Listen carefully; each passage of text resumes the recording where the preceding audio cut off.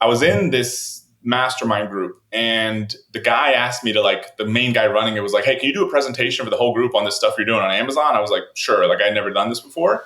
And so I was in like a little like small group within the mastermind. I was like telling these guys, hey, I'm going to do this presentation for the whole group. Like, I just want some feedback from what you all think. And this one guy was in the mastermind. His name's Jason.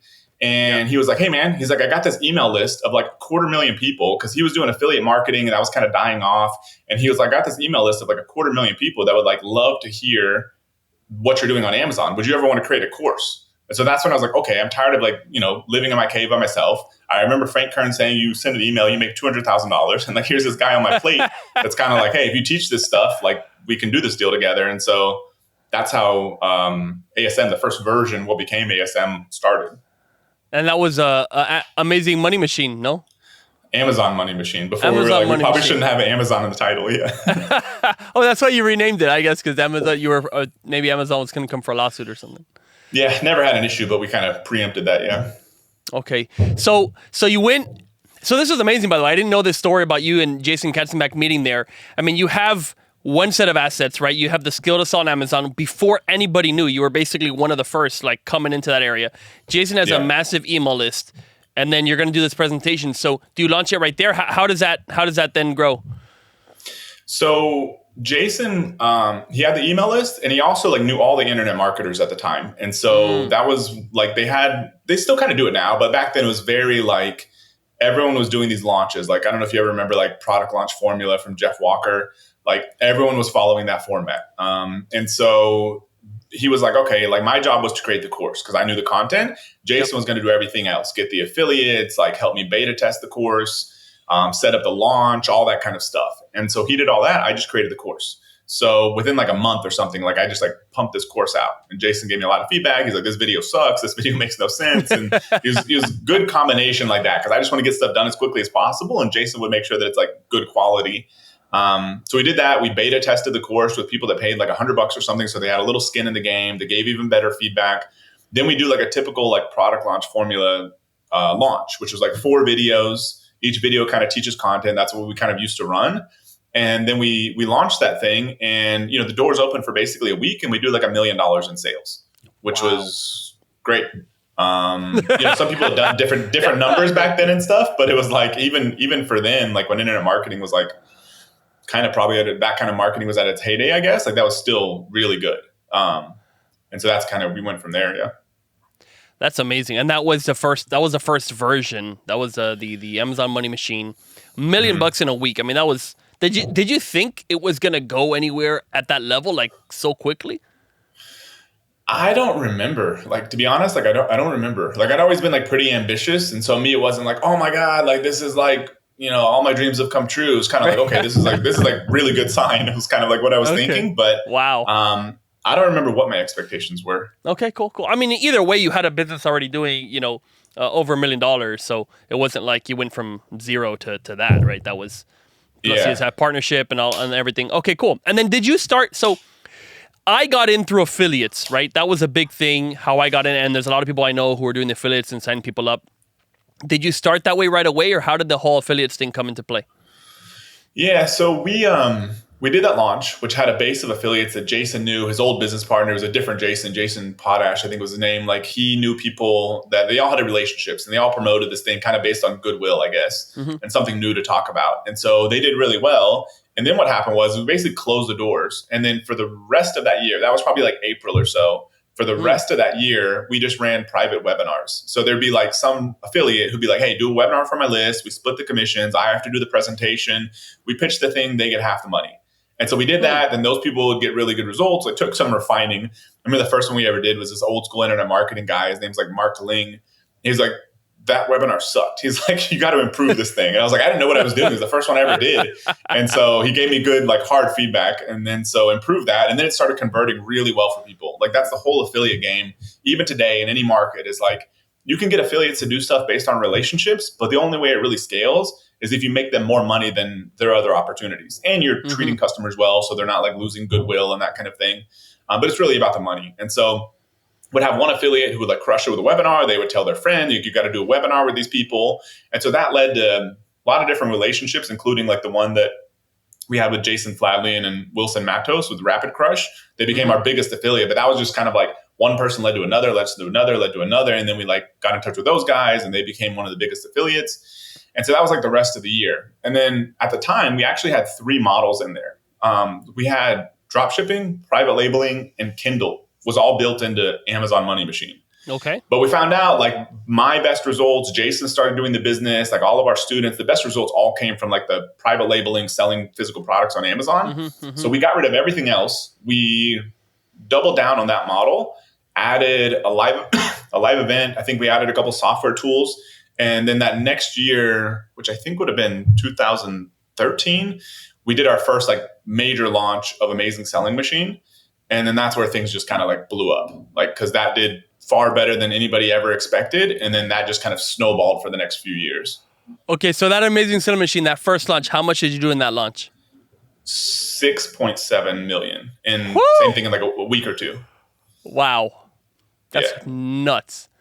That is nuts. And so how long did it take for people to get results, right? I mean, obviously this is a very time when Amazon was very open and like, I know stories of people that got in and started making so much money immediately. How fast did your students see results?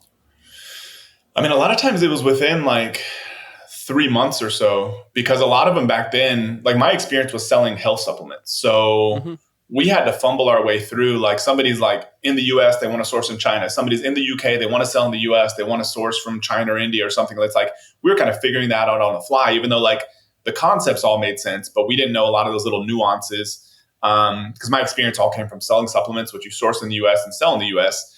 But at the time, like that was a big opportunity. So we had a lot of other people that would join and start selling supplements. So for them, you know, they could get a product live within like a month or so. And a lot of times, like within 2 to 3 months, like they were getting really good results. Like one of our various earliest success stories, which I don't think he cares if I say who it is, but it's a guy named David Paul. He owns the brand NatureWise, which I'm sure you're probably familiar with on Amazon.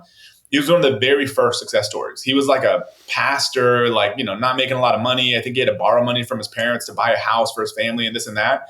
He takes our course, literally runs our little software tool, presses a button. It says, sell this product. He sells this product. And within like a few months, he's doing like $100,000 a month in sales, pays his parents back for their house, like all that kind of like stuff. Like that was like one of the first big ones where we were like, holy crap, like there's like real stuff happening here. So back then it was like fairly quickly, just because Amazon is faster and like also sourcing products. And then like if you did the most basic marketing stuff, like within days, you're ranking like in the top 3. Yep. Yeah. And we saw like, I mean, we started in 2015 and even then you'd go to Amazon and see listings and you would say like, oh, this is an Amazing Selling Machine listing because it has like a little bullets, it has a nice image, and the other ones were just so garbage. And it was very common to find image like products on Amazon that were so bad. And you literally could tell, this is ASM, this is not ASM. And I'd even go and find, oh yeah, that's a person. I'd find out, oh yeah, that is literally a student. So it's made a humongous impact.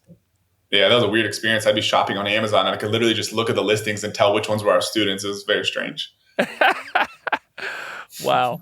Okay, and so then, of course, that had a bit of that grew like crazy. And at some point it, became less. I mean, I guess for whatever reason, but what was your peak? What was like the hottest time for the Amazing Selling Machine?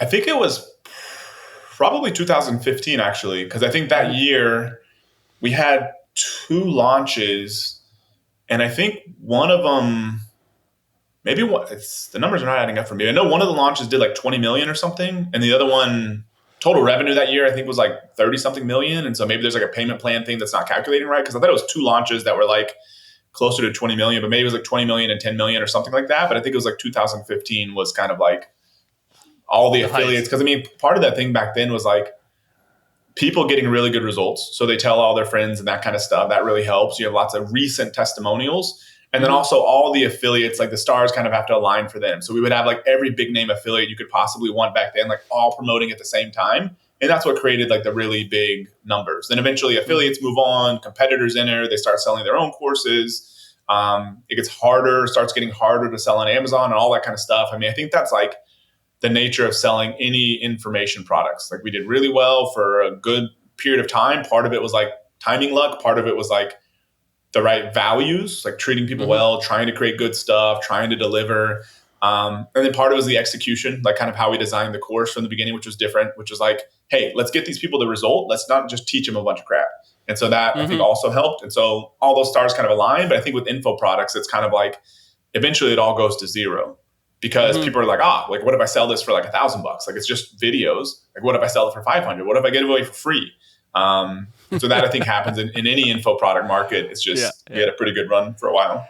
Absolutely. So have you calculated the total amount of sales for Amazing Selling Machine to get people started on Amazon? Like that we produced our revenue? Yeah, sales, like what was the total amount paid to Amazing Selling Machine for the courses? Over 100 million. Over 100 million. Woo! That's great. And that's videos, right? Essentially, videos and mentorship. I mean, I know you guys had like this whole mentorship program where, a person would come and talk to you. And obviously, Mike McClary wanted me to ask you why you wouldn't answer Slack messages. But, but obviously Mike was part of that. There's a lot of different guys who came in and had different, actually talking to people and getting through and asking questions. And you had a lot of people involved. Yeah. And so it really was not just the videos, and it was the community and the events. I mean, I've met a lot of people at the amazing events. So honestly, it was more than just videos. But essentially, the core product, videos for $100 million, unbelievable. I mean, that's unbelievable. That's the thing with information stuff is like the right time and right place. There's a super high value on it because you can't get it anywhere else. I mean, like you kind of saw this happen again, like even more like extreme with like the crypto stuff. Like those guys like Jason Fladley and them and stuff like that, they did something like $60 million with a webinar, like in 2020 or whenever that kind of crypto peak kind of happened. Wow. But then it like, as far as I know, I don't know this for sure, but like, I'm pretty sure it just died off after that because people like, they don't care as much. It does not really make anybody money as far as I know. But there was like such a hype and people were like, and I knew a guy actually, a friend of mine separately, nothing related to these guys. He may promote him as affiliate, but like he like was super early on. Like I can't remember if this was like 2017 or 18 or 19. He was like pumping out videos on how to do crypto stuff. And like, he was just blowing up. Like he almost like, got too much demand where he shut it all down because he was like getting weird people like stalking him and stuff like that. And so like, he just like shut it all down, but he was like doing insane numbers, but it's like, then it kind of dies off because it's like, it all goes to zero. But yeah. Yeah. At some point you learn, okay, good. How to buy Bitcoin. Everyone, like not everyone, but it's pretty simple. You just YouTube it, you got it. Like you can buy it or whatever. Yeah. So at some point, the big piece is like, are you ahead of the curve? In your case, nobody knew about Amazon. Nobody knew how to sell at all. Nobody had the information. It really was something where it was so unique and so novel that it's like, wow, humongous value. Because again, same thing now. It's like, okay, dude, there's everyone and their mother has a course. You know what I mean? Like I have a course. Like so, Job has a course. And then But okay, cool. Now, one thing, what is your favorite result? Like, what is a favorite thing that you got out of the entire process of Amazing Selling Machine? I mean, I think it's got to be like the impact on so many people we would have never met that, some of them like their lives have literally been transformed. It's not just like, hey, I made an extra few $1,000s, like, thanks. It's like, no, it's like, I've had so many people come up, they never heard it before. We'd be at our live event and they come up and be like, oh man, like we were struggling, we had this going on. And then all of a sudden, we just sold a business for like $5 million. I think that's what like, even to this day, I've still been like chasing more of that. Cause there's like making money is nice and stuff like that. But it's like, I don't think anything really compares to that. Absolutely. I mean, I agree. And that's, I'm going to go back to what you were saying earlier. It's like, hey, how do you have that kind of impact? How do you get in with these people? And in fact, from listening to your story, every piece, every part that you gained and grew was through somebody you met. Okay, the guy at the pool, dude, that was crazy. You meet a guy at the pool, you meet a guy at this mastermind, someone tells you to do a webinar, like all these different pieces, and all of the growth from what I've been listening has been from people. And so it only makes sense that, hey, you go and back and service these people and show them how to do things. And it's a bit of the cycle of life that is what makes us human, that we rely on other people and they rely on us and like we work together, and that's what makes the world a better place. That's like one of the craziest things that I realized after, I don't know, probably like 6 years of doing business or something is like, I was like, I can literally trace back like the biggest leaps to like meeting some person. And it's like, you're sitting there like hustling and grinding and learning and trying and all that kind of stuff all day long, 24/7. But but then you like meet the right person at the right time, and all of a sudden it's like 10x's whatever you have going on. I can almost like trace back those things to like, 6 or 7 key people ever since I've been doing business. And so that's why it's kind of like a lot of times we just want to be like, I'm just going to learn the next marketing thing or something. But it does help to get out there and sort of try to meet and learn from the right people. I think sometimes people probably go a little overkill. It's like we all know those people that are just like, they go to every event. And I'm like, what are you doing with all this stuff? It's like, I think there's like a balance, but I do think the people part is essential.